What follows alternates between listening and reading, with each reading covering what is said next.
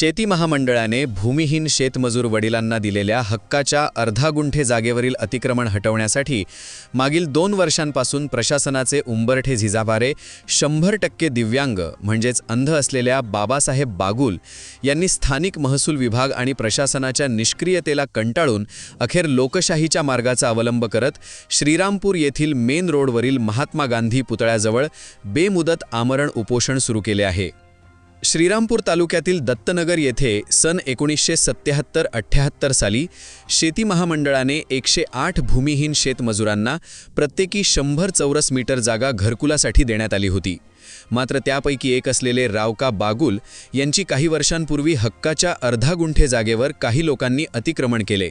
सदर जागेवरील अतिक्रमण हटवण्यासाठी मागील 2 वर्षांपासून प्रशासनाचे उंबरठे झिजवणाऱ्या बागुल यांनी शासन दरबारी या जागेसंदर्भातील मूळ रेकॉर्ड आणि हक्क विलेख प्रत मिळावी याकरिता सातत्याने पाठपुरावा करूनही केवळ दिरंगाई आणि अक्षम्य दुर्लक्ष होत असल्याने प्रशासनाने या प्रकरणात सर्व पर्यायांचा सकारात्मक विचार करून न्याय द्यावा, अन्यथा न्याय मिळेपर्यंत उपोषण मागे घेणार नाही असा निर्धार दिव्यांग बाबासाहेब बागुल यांनी केला आहे।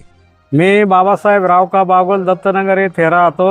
मी 100% अंध व्यक्ती आहे। माझी काही वर्षापूर्वी 1 गुंठ्यापैकी अर्धा गुंठा जागा शेजारच्यांनी कॅबेज केलेली आहे। तर त्यावरील ते अतिक्रमण काढण्यासाठी तहसील कार्यालय, प्रांत जिल्हा अधिकारी कार्यालय आणि पालकमंत्री यांच्याकडे सातत्याने मागणी केली जाते की माझ्या या अतिक्रमण काढून द्यावं।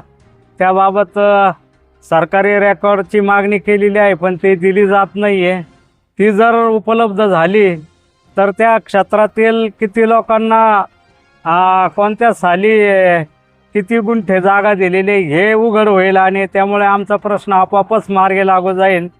त्यामुळे आमची मागणी की सरकारने पहिलं रेकॉर्ड खुलं करावं।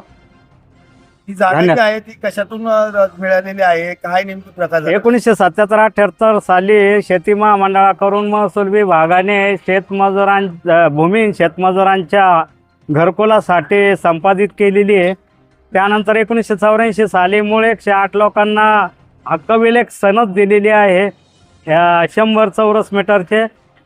परंतु आता त्यांनी या गोष्टी आम्ही त्यांच्या निदर्शनास आणून दिलेल्या आहे, मात्र ते सातत्याने नाकारण्याचं काम करत आहे। ते आपण किती त्यांना सांगितलं की या गोष्टी अशा झालेल्या आहे, पण ते मान्य करायला तयार नाही आहे। तर त्यांनी ही गोष्ट जरी मान्य केली आणि काही इतर पुरावे आम्ही सादर केलेले ते जर स्वीकारले तर हा प्रश्न तात्काळ मार्गी लागू शकेल। धन्यवाद। हक्काच्या जागेवरील अतिक्रमणाविरोधात श्रीरामपूर येथे दिव्यांग व्यक्तीने सुरू केलेल्या बेमुदत उपोषणाची दाखल आता तरी हे प्रशासन घेऊन न्याय मागणीसाठी लढणाऱ्या दिव्यांग बाळासाहेब बागुल यांना त्यांची हक्काची जमीन मिळवून देणार का याकडे सर्वांचे लक्ष लागले आहे। याविषयी एस न्यूज मराठी वाहिनीने घेतलेला ब्युरो रिपोर्ट।